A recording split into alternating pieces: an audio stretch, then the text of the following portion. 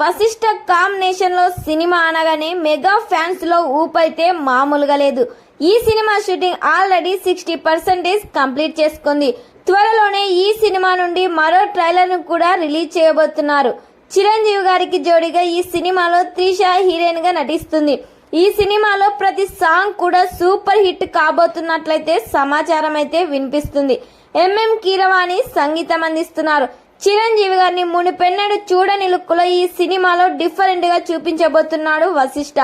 దాదాపుగా ఈ cinema VFX కోసం 300 కోట్ల బడ్జెట్ పెడుతున్నారు. మరి ఈ సినిమా కోసం మెగా ఫ్యాన్స్ ఎంతమంది బ్లాక్ బస్టర్ హిట్ కావాలని కోరుకుంటున్నారో ఖచ్చితంగా కామెంట్ చేయండి.